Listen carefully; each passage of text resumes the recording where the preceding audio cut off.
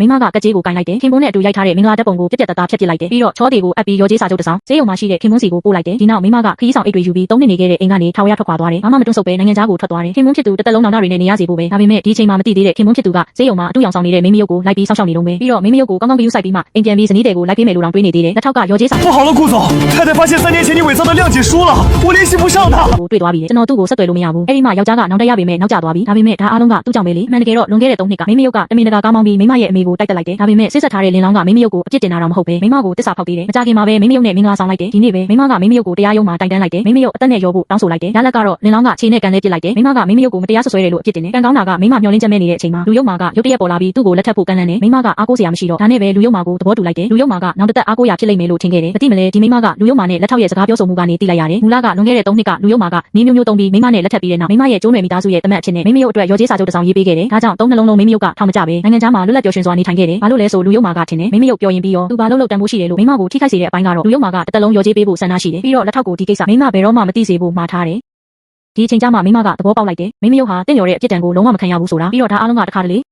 ေနောက်ကိုအရန်ချစ်တယ်လို့ပြောတတ်တဲ့လူရုပ်မာရဲ့လုပ်ရက်ပဲဆိုတာဒါကိုတွေးမိတော့မိမကရင်နာချင်းကိုမထိန်နိုင်တော့ဘူးဒါပေမဲ့ညနေကျတော့ယောက်ျားလင်ကောင်အိမ်ပြန်ရောက်တယ်ဇနီးတဲ့ရှေ့မှာလင်ကောင်တယောက်ဆောင်နေတော့မိန်းကလေးဒီလောက်ကြာနေတော့မအိပ်သေးတာသူ့ကိုစောင့်နေတယ်ထင်တယ်ချက်ချင်းမိန်းကလေးကိုပွေ့ဖက်လိုက်တယ်နောက်တစ်ခါမစောင့်ပါနဲ့တဲ့မိန်းကလေးကျမ်းမာရေးမကောင်းဘူးပြင်ပန်းလိမ့်မယ်ယောက်ျားလင်ကောင်စိတ်ညစ်မယ်ဒါပေမဲ့ချက်ချင်းပဲမိန်းကလေးဆိုးအတွက်စကားပြောစပြူတယ်ဟန်ဆောင်ပြီးမိန်းကလေးဆိုးထွက်တော့မယ်လို့ပြောတယ်နောက်ဆုံးမိန်းကလေးနဲ့အရင်ကတော့ဆက်ဆံရေးကောင်းခဲ့တာကိုမိန်းကလေးဆိုးကိုဆက်မလိုက်ပါနဲ့လို့这件事他也得到了应有的惩罚再说公司现在跟沈家合作了不少项目要不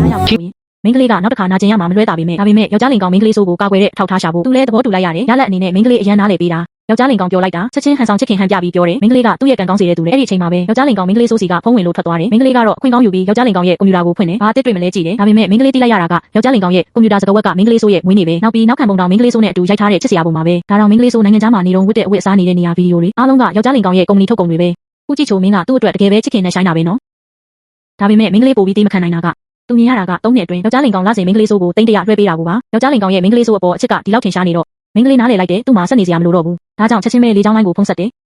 帮我订一张3天后出国的机票。မိန်းကလေးကထင်တယ်ယောက်ျားလင်ကောင်နဲ့3နှစ်တာဆက်ဆံရေးကိုအဆုံးသတ်ရုံနဲ့မလုံလောက်ဘူးနောက်တစ်ရက်မှာမိန်းကလေးရဲစခန်းကိုသွားတယ်ကိုယ့်ရဲ့မှတ်ပုံတင်ကိုဖျက်ပစ်တယ်ရဲရာရှိစီမှာလည်းပြောတယ်သူမိန်းကလေးဆိုမတော်တဆမှုကျူးလွန်သူကိုဆက်ရေးယူမယ်တဲ့ဒါပေမဲ့ရဲရာရှိကမိန်းကလေးကိုပြောတယ်လူငင်းချင်းစာချုပ်ခွင့်လွတ်စာကအပြီးတက်ဖြစ်နေပြီထပ်၍ရေးယူလို့မရဘူးတဲ့ဒါဆိုရင်မိန်းကလေးကရဲရာရှိကိုလူငင်းချင်းစာချုပ်ကိုမိတူတစောင်းပေးပါလို့ပြောလိုက်တယ်ဘာလို့လဲဆိုတော့ယောက်ျားလင်ကောင်ဘလောက်ပဲမိန်းကလေးဆိုကိုကာကွယ်မိန်းမကလည်းအဲ့ဒီမိန်းမလင်ကိုတရားဥပဒေအရအရေးယူဖို့လုပ်တယ်အိမ်ပြန်ချိန်မှာလမ်းကြုံတော့မိန်းမကယောက်ျားဆိုရဲ့ကုမ္ပဏီကိုရောက်လာတယ်မသိနိုင်မလဲသူမမြင်လိုက်ရတာကနိုင်ငံပြန်လာတဲ့မိန်းမလင်ကိုကုမ္ပဏီကိုခေါ်လာတယ်နှစ်ယောက်သားရေမောပြောဆိုနေုံတင်မကစစ်သူဆောင်တွဲတွေလိုပဲဒါတောင်ယောက်ျားဆိုက350တန်အိတ်ကိုမိန်းမလင်ကိုပေးဖို့တောင်စီစဉ်နေတယ်ထိုအချိန်မှာပဲလက်ထောက်ကစာရွက်စာတမ်းတွေယူလာတယ်ယောက်ျားဆိုလုပ်ဖို့လိုတယ်ဒါနဲ့သူလှည့်ကြည့်လိုက်တော့မိန်းမကိုမြင်လိုက်တယ်ဒါကိုမြင်တော့ယောက်ျားဆိုကချက်ချင်းမိန်းမကိုရှင်းပြတယ်မိန်းမလင်နဲ့ဟိုးအရင်ကအကြောင်းတွေပဲပြောဖြစ်တာပါဒါပေမဲ့မိန်းမကအခုအချိန်ကပုံပွင့်လင်းလင်းပြောဖို့အချိန်မဟုတ်ဘူးဆိုတာသိထားတယ်ဒါကြောင့်ဟန်ဆောင်ပြီးတထေးကအလုံများနေတာမို့ကိုကအရင်ပြန်လိုက်မယ်လို့ပြောလိုက်တယ်ဒါပေမဲ့မိန်းမရဲ့စကားကြောင့်ယောက်ျားဆိုသိလိုက်တာကသူဒါမှမဟုတ်တခုခုကိုသိနေပြီလားပေါ့ဒါနဲ့ချက်ချင်းနောက်ကလိုက်သွားတယ်毕竟是个姑娘，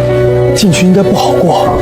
已经3年了，什么恩怨都该放下了吧。ဒါပေမဲ့မိန်းမကမိန်းမလင်ကိုတာဝန်ယူဖို့လုပ်တဲ့အနေနဲ့နေရာမှာပဲဒေါသမပေါက်ပွဲသေးဘူးချက်ချင်းဟန်ဆောင်ပြီးကိုတွက်မချက်ဘူးလို့ပြောတယ်ပြီးရင်ထွက်သွားဖို့စိတ်ကူးတယ်ဒါကိုပြောလိုက်တာနဲ့ယောက်ျားဆိုးကမိန်းမကတကယ်ပဲနားလည်ပေးတယ်လို့ထင်သွားတယ်ဒါနဲ့ပိုရဲရဲကြီးအဆိုပြတာကမနှက်ဖြန်သူကမိန်းမလင်အတွက်ကြိုးစိုးပွဲတစ်ခုလုပ်မယ်မိန်းမကိုအရင်တိတ်တွေမမှတ်ပဲဒါဖို့တတိယပါလို့ပြောတယ်ယောက်ျားဆိုးကိုစွန့်ခွာဖို့နဲ့မိန်းမလင်ကိုတရားဥပဒေအရအရေးယူဖို့အတွက်မိန်းမကလည်းနောက်တစ်ခါသဘောတူရပြန်တယ်ဘာပဲဖြစ်ဖြစ်နောက်နေ့ရက်ဆိုသူမထွက်သွားတော့မှလေအချိန်မြန်ဆန်ဆန်ပဲယောက်ျားဆိုးမိန်းမလင်အတွက်ကြိုးစိုးပွဲလုပ်တဲ့အချိန်ရောက်လာတယ်ဒါပေမဲ့မိန်းမတွေးမထားတဲ့အချက်ကပွဲမှာရခင်စစ်ဆက်ထားသူကကုမ္ပဏီရဲ့ပူးပေါင်းဆောင်ရွက်ရေးစီမံကိန်းတွေကိုမိန်းမလင်ကိုပေးုံတင်မကယောက်ျားဆိုးကလည်းမိန်းမလင်ကိုကုမ္ပဏီရှယ်ယာ50ပေးမယ်လို့ကတိပေးတယ်မိန်းမဒီအတွက်အရန်ဝမ်းနေနေတော့မှမိန်းမလင်ကသူမကိုနေရန်ဘက်ကိုတွန်းလဲပြီးမိန်းမကိုအသုံးမကျတဲ့သူလို့လှောင်ပြောင်တယ်သူ့ရဲ့ယောက်ျားဆိုးခင်ပွန်းရဲ့ကျေးဇူးကြောင့်ကိုကတရားဥပဒေအရအရေးယူခံရတာမျိုးမဟုတ်ပဲနိုင်ငံခြားမှာ你不会以为青州跟你结婚是因为爱吧？实话告诉你，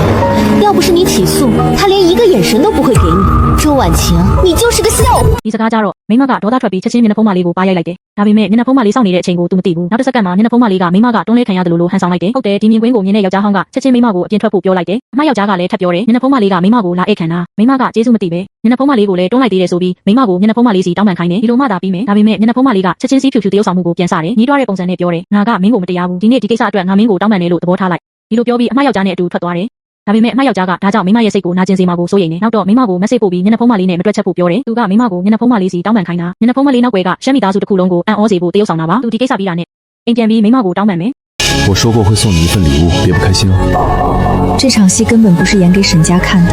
而是演给我看的。 ဒါကြောင့်အမယောက်ျားဘလို့ပဲရှင်းပြမိမကသူ့ကိုဘယ်တော့မှခွင့်မလွတ်တော့ဘူးအမယောက်ျားကသုံးနှလုံးလေးလေးနက်နက်လုပ်ခဲ့တယ်မိမကဒါကိုအဆုံးသတ်ဖို့အချိန်တန်ပြီလို့ထင်တယ်ဒါနဲ့အိမ်ပြန်ပြီးနောက်မိမကအမယောက်ျားနဲ့အိမ်အောင်ရေးတဲ့ပုံကိုဖျက်ပစ်လိုက်တယ်နောက်တော့ကွန်ပို့သမားကိုခွင့်လွတ်စာကိုပို့ခိုင်းတယ်ဈေးရုံမှာမျက်နှာဖုံးမလေးကိုလိုက်နေတဲ့အမယောက်ျားစီဘာဖြစ်လို့လဲဆိုတော့မိမကအမယောက်ျားကိုတစ်တလုံးနောင်တရစီခြင်းလို့ပဲနောက်တော့မိမကပစ္စည်းတွေကောက်ပြီးအိမ်ကထွက်သွားတယ်လေစိတ်ကိုလာပြီးနိုင်ငံခြားကိုဘဝတစ္ဆာဖို့သွားတယ်ဒီအချိန်မှာအမယောက်ျားကမသိသေးပဲဈေးရုံမှာမျက်နှာဖုံးမလေးနဲ့အတူရှိနေတယ်မျက်နှာဖုံးမလေးကိုဖြည့်သိမ့်ပြီးမှအိမ်ပြန်ပြီးမိမကိုချော့ဖို့စီစဉ်နေတယ်ဒါပေမဲ့ဒီတို့အယောင်ဆက်ဆံရေးကပြန်မကောင်းနိုင်တဲ့အဆင့်ကိုရောက်နေပြီဆိုတာ तू မသိဘူးမိမကတေချာဆုံးဖြတ်ပြီးလေရင်ပေါ်တက်ကနိုင်ငံခြားကိုထွက်သွားတယ်တစ်ထောက်ကလည်းခွင့်လွတ်စာကိုကင်ပြီးမကြခင်မှာအမယောက်ျားစီရှာတွေ့တယ်ကိစ္စဆိုကြီးဖြစ်နေပြီလို့ပြောတယ်မိမကလွန်ခဲ့တဲ့3နှစ်ကအမယောက်ျားရှင်းချင်းယူအတွက်ရေးထားတဲ့ခွင့်လွတ်စာကိုတွေ့သွားပြီးတော့သူနဲ့မိမကိုဆက်သွယ်လို့